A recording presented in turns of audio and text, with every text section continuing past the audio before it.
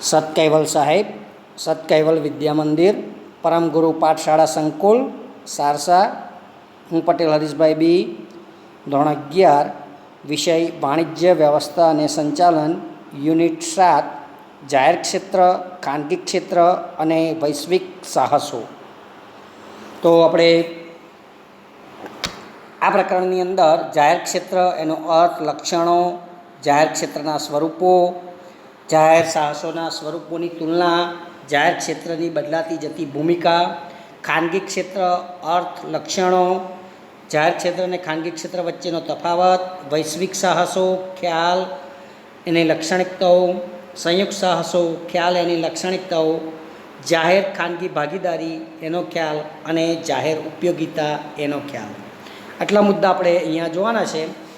તો પહેલાં આપણે જોઈએ કે આઝાદી પછી આપણા દેશે મિશ્ર અર્થતંત્રનો સ્વીકાર કર્યો, જેના કારણે આપણા અર્થતંત્રમાં જાહેર ક્ષેત્ર અને ખાનગી ક્ષેત્રનો સમન્વય જોવા મળે છે. ખાનગી ક્ષેત્રમાં ધંધાની માલિકી વ્યક્તિની અથવા એક કરતાં વધુ વ્યક્તિઓની હોય છે. એટલે ધંધાકીય વ્યવસ્થાના વિવિધ સ્વરૂપો જેવા કે વૈયક્તિક માલિકી, ભાગીદારી, સહકારી મંડળી અને જોઈન્ટ સ્ટોક કંપનીનું અસ્તિત્વ જોવા મળે છે. જે એકમોની માલિકી, સંચાલન અને અંકુશ સરકાર હસ્તક હોય એવા એકમોને જાહેર ક્ષેત્રના એકમો કહે છે. આવા એકમની અંશતઃ અથવા તો પૂરેપૂરી માલિકી કેન્દ્ર સરકાર અથવા રાજ્ય સરકારની હોય છે. તો કોઈ સરકારી ખાતું એનો ભાગ હોઈ શકે કે સરકાર દ્વારા ખાસ કાયદો પસાર કરી એની સ્થાપના કરવામાં આવે છે. તો સરકાર આવા જાહેર ક્ષેત્રના એકમો દ્વારા આર્થિક પ્રવૃત્તિમાં ભાગીદાર બને છે. 1956ની ઔદ્યોગિક નીતિમાં જાહેર ક્ષેત્રમાં કેટલાક ખાસ હેતુઓ નક્કી કરાયા છે અને એ દ્વારા ઔદ્યોગિકરણ અને વિકાસને વેગ આપવાનું સ્વીકારાયું છે. એટલે જાહેર ક્ષેત્રને ખાસ મહત્ત્વ આપવામાં આવ્યું છે. સાથે સાથે ખાનગી ક્ષેત્ર અને જાહેર ક્ષેત્રની એકબીજા ઉપર આધારિતતા પણ સ્વીકારાઈ છે.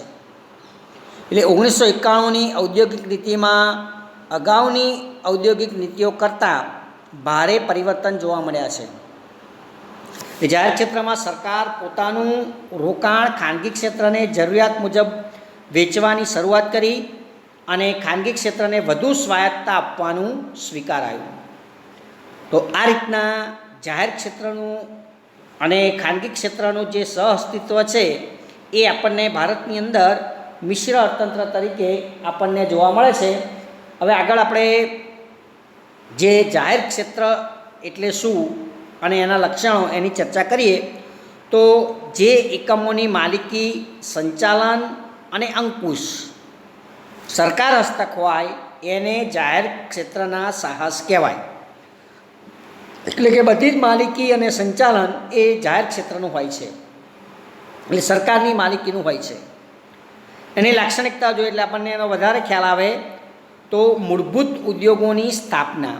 તો જાહેર સાહસ સ્થાપવા પાછળનો હેતુ એ હતો કે ઝડપી ઔદ્યોગિકરણ માટે પાયાની સુવિધાઓ ઊભી કરવાનો છે, જે માટે ખૂબ જ મોટા પાયે મૂડીરોકાણ કરવું પડે. તો આઝાદી પછીના સમયમાં મોટા પાયે રોકાણ કરવું ખાનગી ઉદ્યોગો માટે મુશ્કેલ હતું. એટલે મૂળભૂત ઉદ્યોગોમાં ખૂબ મોટા પ્રમાણમાં રોકાણ જરૂરી હોય અને એમાંથી મળતું વળતર ઓછું હોય. શરૂઆતમાં વર્ષોમાં વળતર ઓછું મળે. એટલે ખાનગી ઉદ્યોગો એ આવા ઉદ્યોગો સ્થાપવામાં ઓછો રસ દાખવે, કારણ કે એમને તો વળતર મળે તો જ એ મૂડીરોકાણ કરે. તો આવા ઉદ્યોગોનો વિકાસ થાય એટલા માટે સરકાર આવા ઉદ્યોગોમાં રોકાણ કરી અને ઝડપી ઔદ્યોગિક વિકાસને શક્ય બનાવે છે. એટલે મૂળભૂત ઉદ્યોગોની સ્થાપનામાં સરકાર રસ દાખવે અને એના કારણે ઔદ્યોગિકરણની પ્રક્રિયા ઝડપી બને. તો એટલા માટે મૂળભૂત ઉદ્યોગો એ સરકાર હસ્તક રાખવામાં આવેલા છે. ત્યાર પછી ઇજારાશાહી નાબૂદી. તો જ્યારે ઔદ્યોગિક એકમોની માલિકી સરકારની હોય ત્યારે ખાનગી ક્ષેત્રે જે ઇજારો સ્થપાતો હતો એ ઇજારો નાબૂદ થાય છે અને સરકાર પોતાની રીતના એ ઉદ્યોગો ચલાવે છે. એટલે ખાનગી ક્ષેત્રના હસ્તક એ ઉદ્યોગો રહેતા નથી અને ઇજારાઓ જે જોવા મળતો હતો એ ઇજારો હવે નાબૂદ થયો છે. ત્યાર પછી સંતુલિત પ્રાદેશિક ઔદ્યોગિક વિસ્તાર.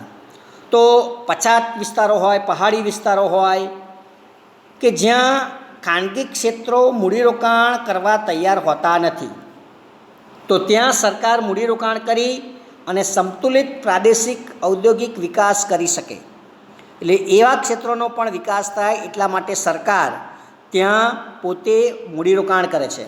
દાખલા તરીકે રાઉરકેલા, ભિલાઈ, બોકારો જેવા જે વિસ્તારો છે એ અતિ પછાત હતા, તો ત્યાં આવા પછાત વિસ્તારોની અંદર સરકારે લોખંડના કારખાનાઓ ઊભા કરી અને મૂડીરોકાણ કર્યું અને એ વિસ્તારનો ઔદ્યોગિક વિકાસ કરેલ છે.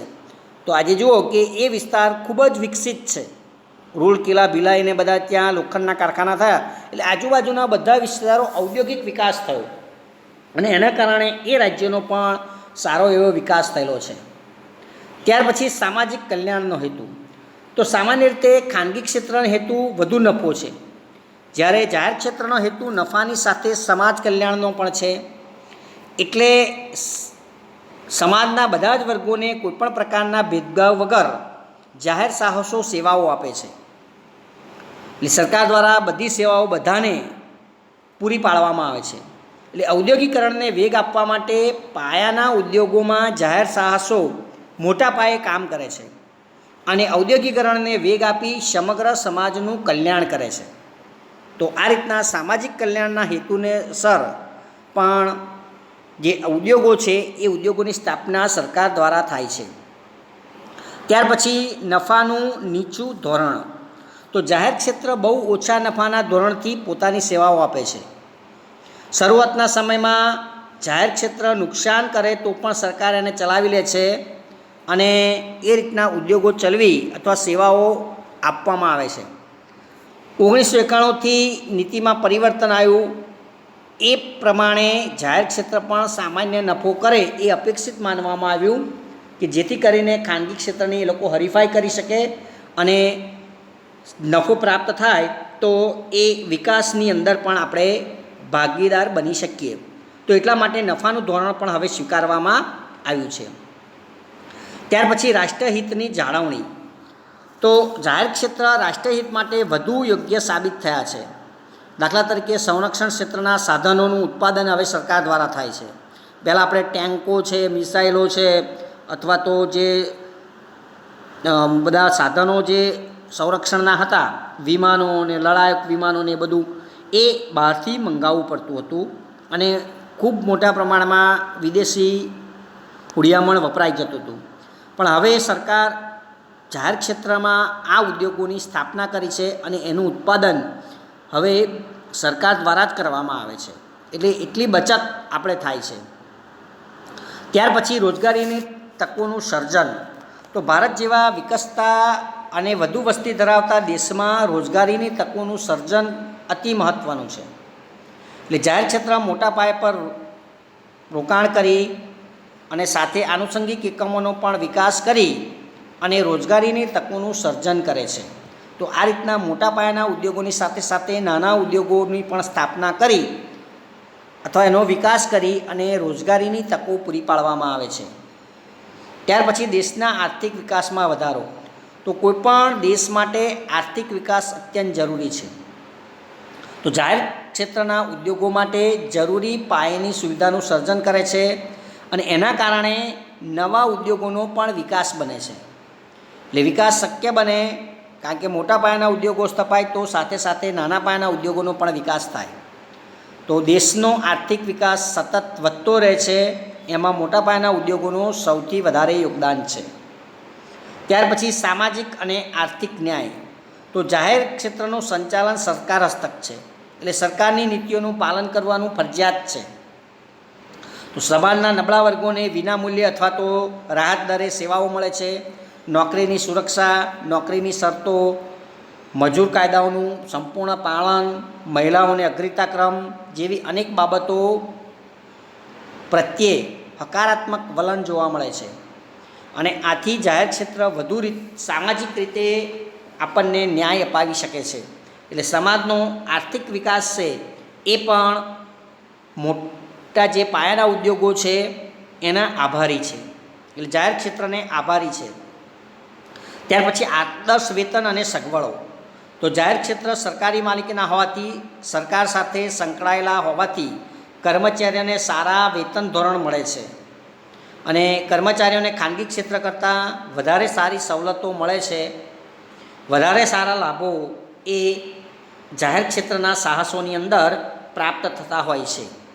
આ રીતના સરકાર આદર્શ માલિક બનવા માટેના પ્રયત્ન કરે છે અને પ્રયત્નશીલ છે અને જે કર્મચારીઓ છે એમનો આર્થિક ઉત્કર્ષ થાય એનો પણ ખ્યાલ રાખવામાં આવતો હોય છે. તો આ રીતના જાહેર ક્ષેત્રના કેટલાક જે લક્ષણો છે એ લક્ષણો આપણને જોવા મળે છે. હવે આપણે જાહેર ક્ષેત્રના સ્વરૂપો, કયા કયા સ્વરૂપે સરકાર પોતે ઉદ્યોગોની સ્થાપના કરે છે, તો 3 સ્વરૂપ છે: ખાતાકીય સંચાલન, જાહેર નિગમ અને સરકારી કંપની. તો ત્રણેયનો વારાફરતી આપણે પરિચય મેળવીએ. તો પહેલું છે ખાતાકીય સંચાલન, એટલે કે સરકારી ખાતું. સરકાર હંમેશા પોતાનું કામકાજ જુદા જુદા ખાતા દ્વારા સંભાળે છે. આપણે જોયું હોય કે સરકારના જુદા જુદા ખાતા છે: આરોગ્ય ખાતું, શિક્ષણ ખાતું, નાણાં ખાતું, સંરક્ષણ ખાતું, આવા જુદા જુદા પ્રકારના ખાતાઓ છે. તો આવા કોઈ સરકારી ખાતા દ્વારા જ્યારે જાહેર ક્ષેત્રનું સંચાલન થતું હોય તો એને આપણે ખાતાકીય સંચાલન કહીએ જ છીએ. તો જાહેર ક્ષેત્રના એકમોનું સંચાલન સરકારી અધિકારીઓ દ્વારા થાય છે અને બધા જ કર્મચારીઓ સરકારી કર્મચારીઓ ગણાય છે. સરકારી ખાતા કેન્દ્ર અથવા તો રાજ્ય સરકાર દ્વારા સંચાલિત હોય છે અને એમને કેન્દ્ર અથવા તો રાજ્ય સરકારના નીતિ નિયમો લાગુ પડે છે. જેમ કે ટપાલ ખાતું છે, રેલવે ખાતું છે, નાણાં ખાતું છે, સંરક્ષણ ખાતું છે, શિક્ષણ ખાતું છે, આરોગ્ય ખાતું. આવું જે ખાતા દ્વારા સરકારનો વહીવટ થાય છે અને સરકારી જે સેવાઓ છે, સામાજિક સેવાઓ છે, એ સામાજિક સેવાઓ આપણને સરકાર દ્વારા આ ખાતાના સંચાલન દ્વારા પૂરી પાડવામાં આવે છે.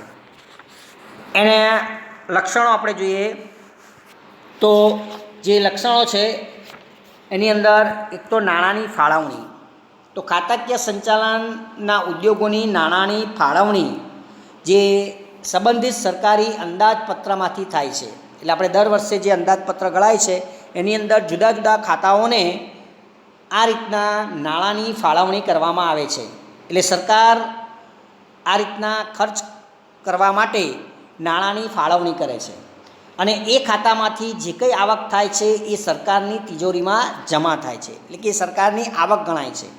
તો આ રીતના નાણાંની ફાળવણી એ લોકોને અંદાજપત્ર દ્વારા થાય છે.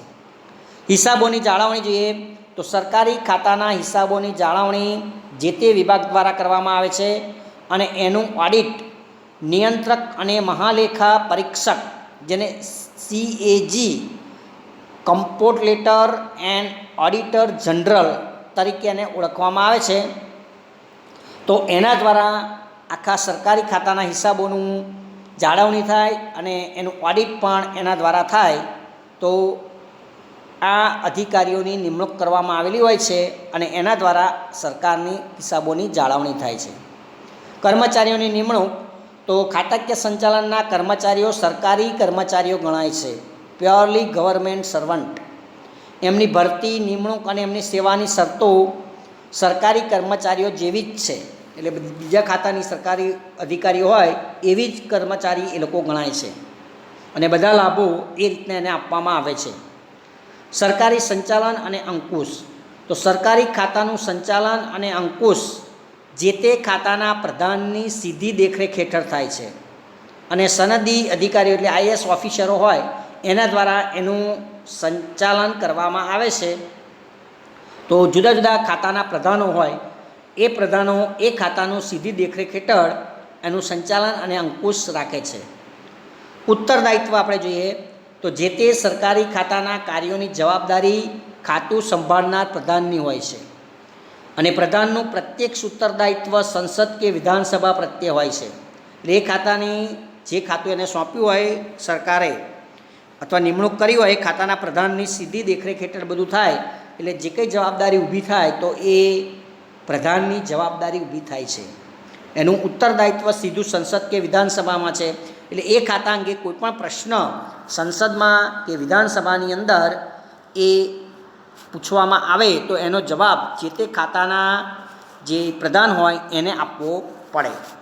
એટલે આ રીતના સરકારી ખાતાનું સંચાલન એ સરકારના અધિકારીઓ અને જે પ્રધાન હોય જે તે ખાતાના એ પ્રધાન દ્વારા થતું હોય છે. હવે બીજું એનું સ્વરૂપ છે જાહેર નિગમ, પબ્લિક કોર્પોરેશન. તો સંસદ કે વિધાનસભાના ખાસ કાયદા દ્વારા અસ્તિત્વમાં આવેલા એકમને જાહેર નિગમ કહેવામાં આવે છે.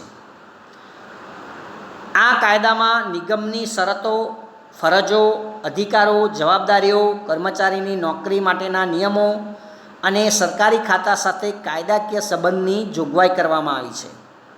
તો આવા જાહેર નિગમો દાખલા તરીકે ભારતીય જીવન વીમા નિગમ LIC, Indian airlines, food corporation of India, Gujarat રાજ્ય શાળા પાઠ્યપુસ્તક મંડળ, આ બધા શું છે? નિગમો છે.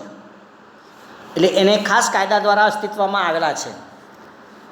એની લાક્ષણિકતાઓ આપણે જોઈએ તો જાહેર નિગમની જે સ્થાપના છે એ નિગમની સ્થાપના અને સંચાલન સંસદ કે વિધાનસભામાં પસાર કરેલા ખાસ કાયદા દ્વારા થાય છે. અને એ કાયદાની અંદર જાહેર નિગમનો હેતુ, અધિકારો, જવાબદારીઓ, એની સવલતો એ વિશે માહિતી આપવામાં આવે છે. એની માલિકી જોઈએ તો જાહેર નિગમની માલિકી કેન્દ્ર કે રાજ્ય સરકાર અથવા તો સંયુક્ત રીતે હોય છે. કેન્દ્ર અને રાજ્યની ભાગીદારી પણ હોઈ શકે. જાહેર નિગમની નાણાકીય જવાબદારી અને નફાની વહેંચણી સરકાર હસ્તક હોય છે. અને જો નુકસાન થાય તો સ્વાભાવિક રીતે એ સરકારે ભોગવવાનું હોય છે. એટલે નિગમની માલિકી સરકારની ગણાય છે. સરકાર દ્વારા મૂડી ભંડોળ, તેને નિગમને સરકાર દ્વારા મૂડી પૂરી પાડવામાં આવે છે અને સરકાર અને જાહેર જનતા પાસેથી ઉછીની મૂડીની જરૂર હોય તો એ મેળવી શકે છે. એટલે કે બોન્ડ બહાર પાડીને અથવા તો શેર બહાર પાડીને પણ જાહેર નિગમો આ રીતના જાહેર જનતા પાસેથી ઉછીની મૂડી પ્રાપ્ત કરી શકે. ત્યાર પછી અલગ અસ્તિત્વ છે. તો જાહેર નિગમ કાયદાથી અલગ વ્યક્તિત્વ ધરાવે છે. એટલે એને કંપની તરીકેના બધા લાભ મળે છે. સરકારથી એક આખું અલગ સ્વતંત્ર એનું અસ્તિત્વ છે. સંચાલનમાં સ્વતંત્રતા છે. નિગમની માલિકી સરકારની છે, છતાં નિગમ સંપૂર્ણ સ્વાયત્ત છે. એટલે કે પોતાની રીતના પોતાના નિયમો અને પોતાના જે કંઈ કાર્યો છે એ સંચાલન છે એ સ્વતંત્ર રીતે કરે છે. કોઈપણ ખાતાના પ્રધાન એના કાર્યોની અંદર દખલગીરી કરતા નથી. એટલે કે નિર્ણયો લેવામાં અને એનો અમલ કરવામાં જાહેર નિગમને મોકળાશ મળે છે. એટલે એના જે અધિકારીઓ હોય એ અધિકારીઓ જ એનું સંચાલન કરે છે.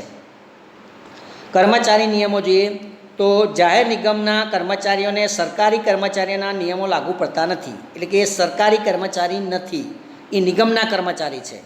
તો જાહેર નિગમના કર્મચારીઓના નોકરીના નિયમો જે તે નિગમના કાયદામાં હોય એ પ્રમાણેના હોય છે અને એ પ્રમાણે કર્મચારીઓ ફરજ બજાવવાની હોય છે. ઘણી વખત સરકારના અધિકારીઓને જાહેર નિગમના સંચાલન માટે પ્રતિનિયુક્તિ એટલે ડેપ્યુટેશન પર રાખવામાં આવે છે. એટલે એમને જાહેર નિગમના સંચાલન માટે નિમણૂક પણ કરવામાં આવતી હોય છે. પણ આ લોકો સરકારી કર્મચારીઓ નથી, નિગમના કર્મચારીઓ છે. એટલે નિગમના નિયમો એમને લાગુ પડે છે. સંસદ અને વિધાનસભાને જવાબદાર હોય છે. નિગમની કાર્યવાહીનો અહેવાલ સંસદ અને વિધાનસભા સમક્ષ મૂકવામાં આવે છે. એ માટે નિગમના જે કંઈ નિગમના ગ્રાહકો અથવા તો જાહેર જનતાના ભોગે વધુ નફો કમાવાની વૃત્તિ રાખી શકતા નથી. એટલે સંસદ અને વિધાનસભાના અંકુશમાં છે અને એ રીતના નિગમનું સંચાલન કરવામાં આવે છે.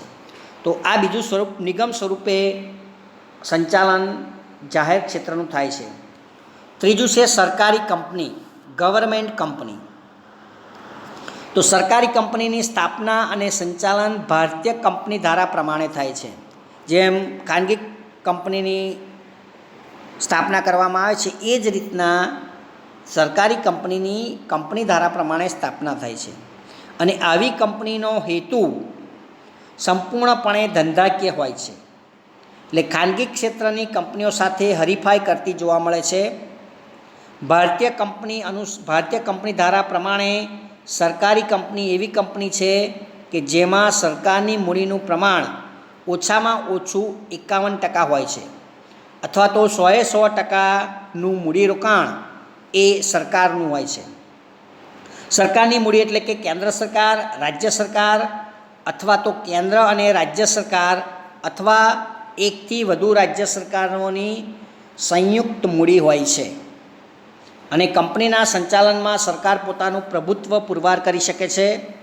સરકારી કંપનીના જે શેર છે એ બધા જ શેર રાષ્ટ્રપતિના નામે ધારણ કરવામાં આવે છે. આ ખાસ યાદ રાખજો કે સરકારી કંપનીના શેર કોના નામે હોય તો રાષ્ટ્રપતિના નામે હોય છે. બધા જ જે સરકારી કંપનીના જેટલા શેર હોય એ બધા રાષ્ટ્રપતિના નામે હોય, એટલે આખું સંચાલન રાષ્ટ્રપતિ કરે છે એમ કહેવાય. એટલે એના માલિક રાષ્ટ્રપતિના નામે છે. ને સરકાર બહુમતી શેરધારક હોવાને કારણે કંપનીના સંચાલન ઉપર સરકારી અંકુશ છે, અને એના માટે આવી કંપનીને સરકારી કંપની તરીકે આપણે ઓળખીએ છીએ. એની લાક્ષણિકતાઓ આપણે જોઈએ તો ભારતીય કંપની ધારાની જોગવાઈ પ્રમાણે સરકારી કંપનીની સ્થાપના થાય છે. એનું અલગ અસ્તિત્વ છે, એટલે કંપની પોતે અલગ કાયદાકીય વ્યક્તિત્વ ધરાવે છે. એ માટે કંપની કોઈપણ વ્યક્તિ સામે પોતાના નામથી દાવો કરી શકે, અન્ય કોઈ વ્યક્તિ કંપની સામે દાવો કરી શકે, કંપની પોતાના નામથી અન્ય વ્યક્તિઓ સાથે કરાર કરી શકે, મિલકતો પોતાના નામથી ધારણ કરી શકે છે. એને માલિકથી અલગ અસ્તિત્વ પ્રાપ્ત થયેલું છે, એટલે સરકારથી એક અલગ અસ્તિત્વ છે અને એ પ્રમાણેના બધા લાભો એને પ્રાપ્ત થાય છે. મૂડી જોઈએ તો સરકારી કંપનીમાં ઓછામાં ઓછી 51% મૂડી સરકારની હોય છે, અથવા તો 100% સરકારની મૂડી હોય છે. વહીવટ અન્ય કોઈપણ કંપનીની માફક સરકારી કંપનીનો વહીવટ કંપની ધારા પ્રમાણે થાય છે, એટલે બોર્ડ ઓફ ડિરેક્ટર નિમવામાં આવે છે અને એ રીતના એનો વહીવટ સંચાલક મંડળ દ્વારા થાય છે. કર્મચારીઓની નિમણૂક તો સરકારી કંપનીમાં કર્મચારીઓની નિમણૂક કંપનીએ પોતે નક્કી કરેલા ધારાધોરણ પ્રમાણે કરવામાં આવે છે, પણ આ કર્મચારીઓ સરકારી કર્મચારી ગણાતા નથી, એ કંપનીના કર્મચારીઓ છે. સભ્યોની નિમણૂક તો કંપનીના સંચાલક મંડળમાં બધા જ સભ્યોની નિમણૂક સરકાર કરે છે. ઓડિટરની નિમણૂક તો સરકારી કંપની ધારા મુજબ હિસાબો રાખવાના ઓડિટના નિયમો અને વિધિમાંથી મુક્તિ મળે છે, પરંતુ ઓડિટરની નિમણૂક સરકાર કરે છે.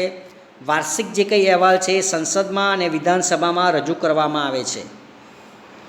મૂડીની વ્યવસ્થા તો સરકારી કંપની જરૂરી મૂડી સરકાર અને ખાનગી શેરધારકોને ફાળવેલ શેરમાંથી મેળવે છે. એટલે 100% મૂડીરોકાણ હોય તો સરકાર બધી મૂડી કરે, 51% શેર મૂડી સરકારની હોય અને 49% શેર મૂડી એ ખાનગી શેરધારકો પાસેથી પણ મેળવી શકે. અને જરૂરિયાત મુજબ સરકારી કંપની જાહેર જનતા પાસેથી આ રીતના 49% શેર બહાર પાડી અને 49% જેટલી મૂડી એ સરકાર પોતે ખાનગી ક્ષેત્રમાંથી પણ પ્રાપ્ત કરી શકે છે. નીતિ વિષયક નિર્ણયો તો સરકારી કંપનીના નીતિ વિષયક નિર્ણયો સંબંધિત ખાતાના પ્રધાનો દ્વારા લેવામાં આવે છે, અને આ રીતના સરકારી કંપનીનું આખું સંચાલન એ થતું હોય છે. તો આ પ્રમાણે સરકારી સાહસના 3 સ્વરૂપો ખાતાકીય સંચાલન, જાહેર નિગમ અને સરકારી કંપની. હવે ત્રણેયનો તુલના આપણે કરી દઈએ તો એની સ્થાપના તો ખાતાકીય સંચાલનની સ્થાપના સરકારી ખાતા દ્વારા થાય, જાહેર નિગમની સ્થાપના સંસદ કે વિધાનસભાના ખાસ કાયદાથી થાય, સરકારી કંપનીની સ્થાપના સરકાર દ્વારા કંપની ધારાની જોગવાઈ પ્રમાણે થાય. કાયદાકીય રીતે અસ્તિત્વ તો ખાતાકીય સંચાલનમાં સરકારથી જુદું અસ્તિત્વ મળતું નથી, એટલે સરકાર અને ખાતાકીય સંચાલન એક જ છે. જાહેર નિગમમાં કાયદાકીય જોગવાઈ પ્રમાણે અલગ અસ્તિત્વ મળે છે, અને સરકારી કંપનીમાં કાયદાકીય જોગવાઈ પ્રમાણે એને અલગ અસ્તિત્વ છે. કયા ક્ષેત્ર માટે અનુકૂળ છે તો ખાતાકીય સંચાલન સંરક્ષણ અને જાહેર સેવાના ક્ષેત્ર માટે અનુકૂળ છે. જાહેર નિગમ ઔદ્યોગિક સાહસ કે જાહેર સેવાના ક્ષેત્ર માટે અનુકૂળ છે, અને સરકારી કંપની ઔદ્યોગિક ધંધાકીય સાહસ અથવા તો વિદેશી સંયોગવાળા ક્ષેત્ર માટે અનુકૂળ છે. મૂડીની પ્રાપ્તિ તો સરકારી અંદાજપત્રની જોગવાઈ પ્રમાણે મૂડી પ્રાપ્ત થાય છે. જાહેર નિગમમાં સરકાર દ્વારા મૂડીરોકાણ થાય છે. સરકારી કંપનીમાં ઓછામાં ઓછા 51% મૂડી સરકારના રોકાણથી પ્રાપ્ત થાય છે. કાર્યશીલ મૂડી તો ખાતામાં સરકારી અંદાજપત્રની જોગવાઈ પ્રમાણે મળે. નિગમમાં જરૂરિયાત મુજબ જોગવાઈ જાતે કરી શકે છે અને કંપની પણ જરૂરિયાત મુજબ જોગવાઈ જાતે કરી શકે. જવાબદારી જોઈએ તો સંબંધિત સરકારી ખાતાના પ્રધાનની જવાબદારી છે. નિગમમાં સૈદ્ધાંતિક રીતે સંસદ અથવા વિધાનસભાની જવાબદારી છે. સરકારી કંપની પણ સૈદ્ધાંતિક રીતે સંસદ અથવા તો વિધાનસભાને જવાબદાર છે. સંચાલનમાં સ્વતંત્રતા તો ખાતાકીય સંચાલનમાં સ્વતંત્રતા નથી. નિગમમાં સ્વતંત્રતા મળે છે. જાહેર કંપનીમાં સરકારી કંપનીમાં સ્વતંત્રતા મળે છે. કર્મચારીઓ તો ખાતાના કર્મચારીઓ એટલે સરકારી કર્મચારીઓ સરકારી કર્મચારી ગણાય છે, માટે ભરતીમાં સરકારી નિયમોનું પાલન જરૂરી છે. નિગમમાં કર્મચારીઓ સરકારી ગણાતા નથી. ભરતી માટે નિગમે પોતે નક્કી કરેલા નિયમોથી થાય છે. સરકારી કંપનીમાં પણ કર્મચારીઓ સરકારી કર્મચારી ગણાતા નથી. ભરતી માટે કંપની પોતાની નક્કી કરેલા નિયમો લાગુ પડે છે. સંચાલન તો ખાતાનું સંચાલન ભારતીય સનદી સેવાના અધિકારીઓ દ્વારા થાય છે, એટલે કે IAS ઓફિસરો દ્વારા થાય છે. નિગમનું સંચાલન સંચાલક મંડળ દ્વારા, એમાં મુખ્ય વ્યવસ્થાપકની મદદથી સંચાલન થાય છે. સંચાલક મંડળ અને મેનેજિંગ ડાયરેક્ટરની નિમણૂક સરકાર કરે છે. જ્યારે કંપનીમાં સંચાલક મંડળમાં સરકાર સિવાયના બહારના નિષ્ણાતો વ્યક્તિઓ પણ હોય છે અને એ રીતના સંયુક્ત રીતે સરકારના વ્યક્તિઓ અને નિષ્ણાતો દ્વારા એનું સંચાલન થાય છે. અંકુશ તો સંબંધિત સરકારી ખાતાના પ્રધાનોનો સીધો દેખરેખ છે. અહીંયા સંસદ કે વિધાનસભાનો સીધો અંકુશ હોય છે અને સરકારી કંપનીમાં સંબંધિત મંત્રાલય દ્વારા સરકારી અંકુશ હોય છે. તો આ રીતના ત્રણેયનો તફાવત આપણે અહીંયા જોઈ શકીએ છીએ. હવે જાહેર ક્ષેત્રની બદલાતી જતી ભૂમિકા આપણે જોઈ લઈએ. તો દેશની આઝાદી પછી જાહેર ક્ષેત્ર અર્થતંત્રને કેટલાક હેતુઓને સિદ્ધ કરવા મહત્ત્વનો ભાગ ભજવશે એવું અપેક્ષિત હતું. પણ જાહેર ક્ષેત્ર અર્થતંત્રના જે વિકાસ માટે માળખાગત સુવિધાનું સર્જન અને ચાવીરૂપ ઉદ્યોગોનો વિકાસ કરશે. ખાનગી ક્ષેત્ર જ્યાં અપેક્ષિત વળતર ન મળે ત્યાં મોટું મૂડીરોકાણ કરવા તૈયાર હોતું નથી. અને આ રીતે સરકારે જાહેર ક્ષેત્રના વિકાસ દ્વારા માળખાગત સુવિધાનું સર્જન કરવાનું શરૂ કર્યું. એટલે અર્થતંત્રમાં જરૂરી માલસામાન અને સેવાઓનું ઉત્પાદન જાહેર ક્ષેત્ર દ્વારા શરૂ કર્યું. પંચવર્ષીય યોજનાઓમાં પણ જાહેર ક્ષેત્રને ખૂબ મહત્ત્વ આપવામાં આવ્યું હતું. 1991 પછીના વર્ષોની અંદર આર્થિક નીતિમાં ફેરફાર કરવામાં આવ્યા અને એમાં આપણે ખાનગીકરણ, ઉદારીકરણ અને વૈશ્વિકીકરણ અપનાવ્યું. એના પરિણામે જાહેર ક્ષેત્રની ભૂમિકામાં ફેરફાર થયો. એટલે હવે ખાનગી ક્ષેત્ર સાથે જાહેર ક્ષેત્ર હરીફાઈમાં ઉતરવા લાગ્યા. પહેલાં ઇજારા જેવું જ હતું, એટલે કે જાહેર ક્ષેત્ર સિવાય કોઈ ખાનગી ક્ષેત્ર સાથે હરીફાઈ હતી નહીં. બધા જ એકમો મોટાભાગે જાહેર ક્ષેત્રના હતા. પણ 1991 પછીની જે આપણે આર્થિક નીતિઓ બદલી એમાં ખાનગીકરણને મહત્ત્વ આપવામાં આવ્યું. એના કારણે જાહેર ક્ષેત્રે હરીફાઈમાં ઉતરવા લાગ્યા. નફાકારકતાને વધુ મહત્ત્વ આપવા લાગ્યા. સતત નુકસાન કરતાં જાહેર ક્ષેત્રમાં માળખાગત ફેરફારો કરવામાં આવ્યા. કેટલાક જાહેર ક્ષેત્રો બંધ કરી દેવામાં આવ્યા. ઘણા બધા ક્ષેત્રની ઇક્વિટી મૂડીમાં જાહેર જનતાને ભાગ આપવામાં આવ્યો. કેટલાક ઉદ્યોગો ખાનગી ક્ષેત્રને વેચવામાં આવ્યા. સરકાર દ્વારા વિવિધ સમિતિઓ નિમી અને જે બિનકાર્યક્ષમ જાહેર ક્ષેત્રો હતા એને કાર્યક્ષમ બનાવવામાં આવ્યા. એટલે અહીંયા આપણે જોઈએ કે 1950થી 1990નો સમયગાળો એ જાહેર ક્ષેત્ર માટે મહત્ત્વનો રહ્યો. અને ત્યાર પછી 1991 પછી ખાનગી ક્ષેત્રને મહત્ત્વ આપવામાં આવ્યું. એટલે જાહેર ક્ષેત્રની જે ભૂમિકા છે એ બદલાઈ. હવે માત્ર એ ઇજારાશાહી હતી એની નાબૂદ થઈ ગઈ અને એણે ખાનગી કંપનીઓ સાથે હરીફાઈ કરવી પડી. અને કેટલાક જાહેર ક્ષેત્રો આ રીતના ફેરફાર કરવામાં આવ્યા, કેટલાક બંધ કરવામાં આવ્યા, કેટલાકમાંથી મૂડીરોકાણ પાછું ખેંચી લેવામાં આવ્યું, કેટલાક ઉદ્યોગો ખાનગી ક્ષેત્રને વેચી દેવામાં આવ્યા અને આ રીતના સરકારે પોતે મૂડીરોકાણ પાછું ખેંચી અને ખાનગી ક્ષેત્રને વધારે મહત્ત્વમાં આપવામાં આવ્યું. હવે પછીનો જે સમયગાળો છે એ ખાનગી ક્ષેત્ર માટે સૌથી અગત્યનો રહ્યો છે. તો આગળના વિડીયોની અંદર આપણે ખાનગી ક્ષેત્ર વિશે ચર્ચા કરીશું. અહીંયા આ મુદ્દો આપણો પૂરો થયો. અસ્તુ.